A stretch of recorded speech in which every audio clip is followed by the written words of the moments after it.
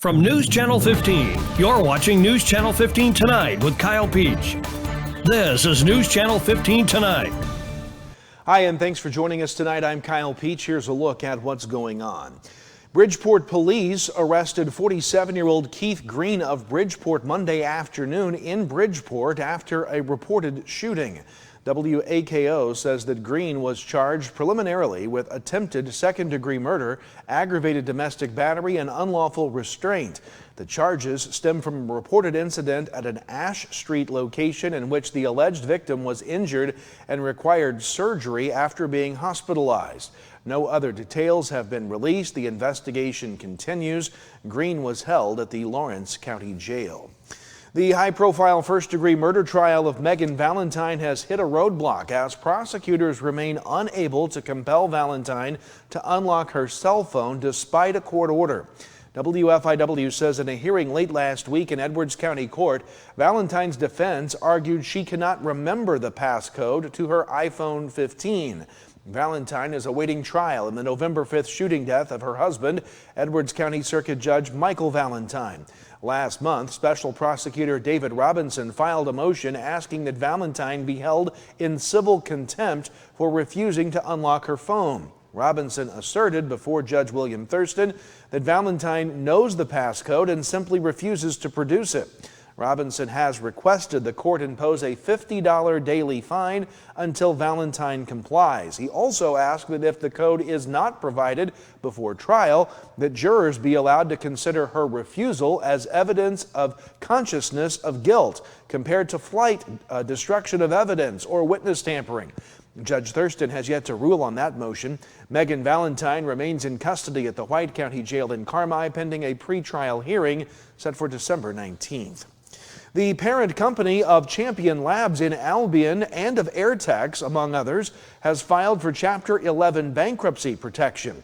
WFIW reports that Carnaby, or Capital Holdings LLC, also known as First Brands, submitted its bankruptcy petition last Thursday in the Southern District of Texas Court in Houston. The filing follows unsuccessful attempts to refinance about $6 billion in debt. According to court documents, the company lists between $500 million and $1 billion in assets, with liabilities potentially reaching as high as $10 billion. WFIW says that First Brands has faced criticism in published reports for its borrowing practices, including the use of off-balance sheet debt tied to invoices and inventory. The bankruptcy filing affects a number of high-profile automotive brands, including the Luber Finer filtration products produced in Albion and Airtex fuel and water pumps, which were formerly made in Fairfield. The impact of the bankruptcy on the operations in Albion remains uncertain as the company works through the restructuring process.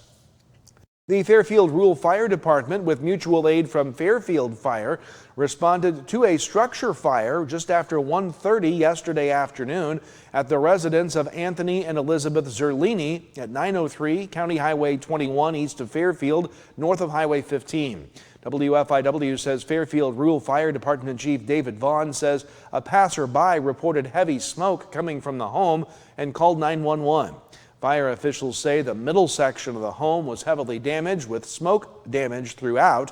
Vaughn says nobody was home at the time of the fire and the cause of that blaze is undetermined at this time. Several arrests to tell you about. Early yesterday, Lawrenceville police arrested 50-year-old Corey Pruitt of Lawrenceville for delivery of cannabis and possession of meth. He was taken to the county jail and later released on a notice to appear. WRUL reports that Carmi police made 6 arrests over the weekend. Janetta Felty of Carmi arrested Friday for domestic battery after a call to a 2nd Street location. She was later released on a notice to appear. Early Saturday, 46-year-old Miranda Travelstead was arrested on a White County warrant dating back to August for a theft charge. She was later released. Also Saturday morning, Carmi police arrested 2 people at Huck's for retail theft. Patty Hyatt and Tiffany Whitley of Crossville were arrested on those retail theft charges. Meanwhile, on Sunday, a 14-year-old juvenile was arrested for aggravated fleeing and eluding, reckless driving, driving without a valid license, criminal damage to property, theft over $500, and for a curfew violation. Officers attempted a traffic stop on the vehicle when it initially fled the scene. After speeds topped a dangerous level in town, the pursuit was terminated, but officers later found that car had crashed in a ditch north of Carmi off of Centerville Road. It was discovered that the juvenile had stolen the vehicle from a residence on Herbert Avenue. And later Sunday, Carmi police arrested a 17-year-old juvenile after a stop for unlawful display of registration after the license plates did not match the make of the vehicle. That juvenile was also cited for possession of cannabis by a driver and cannabis tobacco use of someone under 21. On Sunday, WFIW reports that Wayne County deputies arrested a Fairfield man after an incident at a rural residence. After being dispatched to a disturbance call, officers determined 23-year-old Reese E. Irwin had returned to a property from which he had previously trespassed and struck an individual in the head. Irwin was arrested, charged with criminal trespass to real property and with battery. The Wayne County Press reports a rural Norris City man was injured Friday night, not in a car crash, as I mistakenly put on this graphic here, but instead when he was trampled by a bull. Donis Watts was tending to the bull when the animal knocked him down and trampled him. He was able to get under a rabbit cage until help arrived. White County ambulance personnel, Norris City firemen, and others showed up to distract the bull while Watts was given treatment. One EMT was butted by the bull and knocked down but was not hurt. Watts was taken from the scene by ambulance to a field near the NCOE school, where a helicopter took him to Deaconess Hospital in Evansville. The bull was not injured.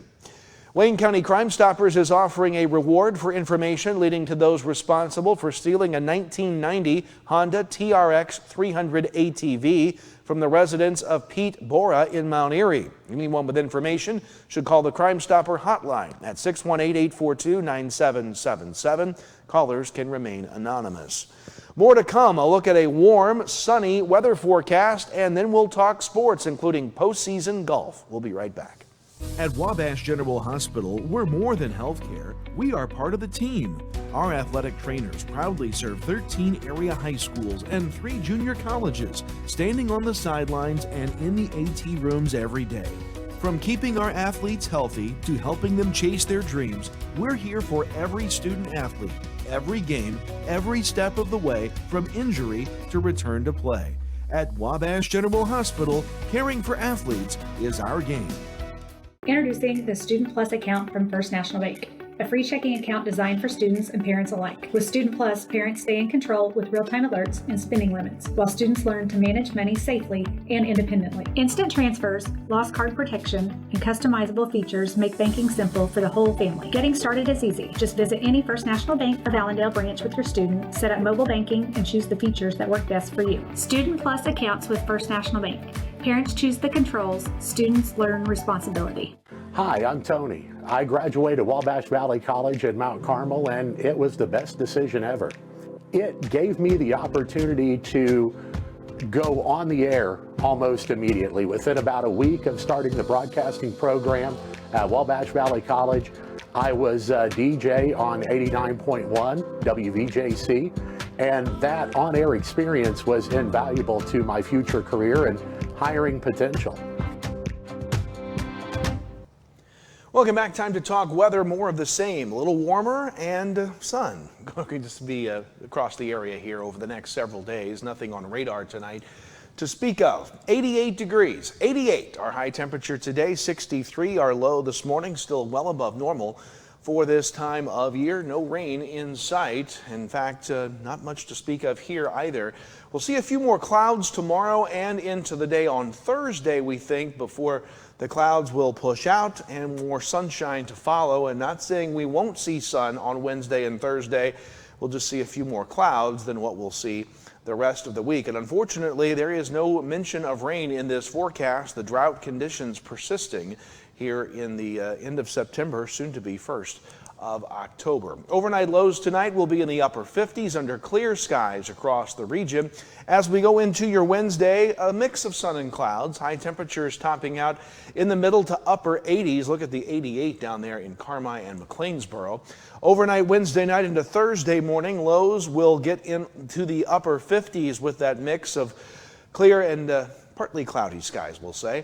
Again, lows in the upper 50s into Thursday morning. Highs on Thursday, very similar today. Mix of sun and clouds, mid 80s, 86 to 88, pretty much everywhere you see across the board here. And then the clouds will move out as we move towards the end of the weekend. Temperatures will stay pretty mild, upper to middle 80s, at least till the end of the weekend. We'll drift back into the low 80s early next week, but that's still going to be above normal for this time of year, and we are looking for rain, just not anywhere to see it here. That's your forecast. Sports is next. At Wabash General Hospital, we're more than healthcare.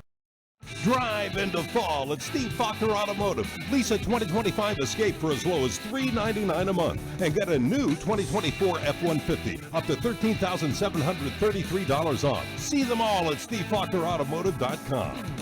Lease your new 2024 Hornet at Steve Faulkner Automotive before the end of the month. Now is your best deal. Lease the 2024 Hornet for 2 years, 10,000 miles per year for only $19.39 a month. See Steve Faulkner Auto for details today.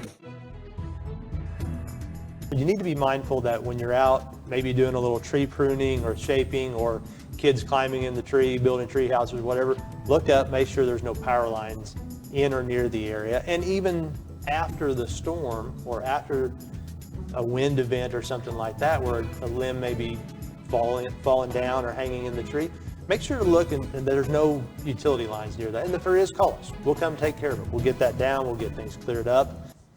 Welcome back. It's time now to finish up with sports. We begin with high school golf. Girls regionals being held today. Boys regionals are tomorrow. Now, I just got the latest results in here. Mount Carmel, whose day is finished at home, hosting a regional finish with a 285. That will win the regional for the fifth or sixth now consecutive year. Mount Carmel playing for their fifth straight state championship. Massac County was second at 341. And Benton was third at 372. So those three teams will advance. Right now, as it stands, as we go to tape, Hamilton County was fifth, Fairfield was ninth, Carmi 10th, and NCOE 12th.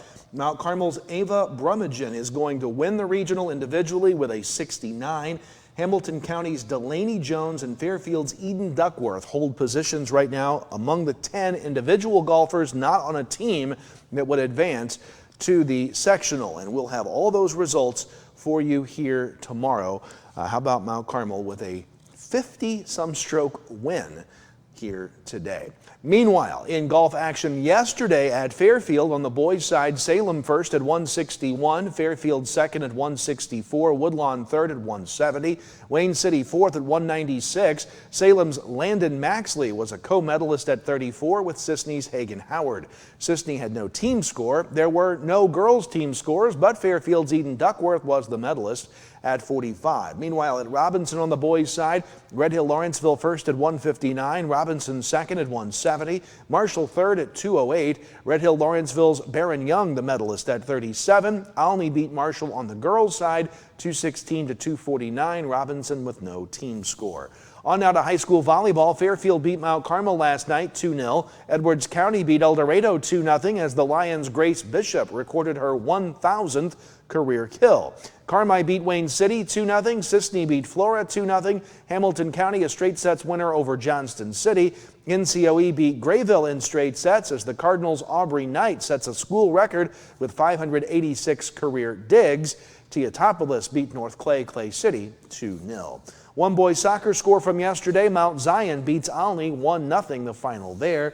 High school cross country at Robinson on the boys' side. Alney first at 31, Paris second at 42, Lawrenceville third at 84, followed by T-Town and Robinson. Alney's Quade Berger the individual winner. On the girls' side, Lawrenceville first at 25, Robinson second at 41, T-Town was third at 61. Girls high school tennis yesterday, it was Heron over Fairfield 9-0. And in college volleyball last night, Wabash Valley lost to John A. Logan on the road 3-2. Frontier lost to Kaskaskia 3-1. That does it for us tonight. We'll see you back here tomorrow for more news. Kyle Peach from all of us at News Channel 15. Have a great night.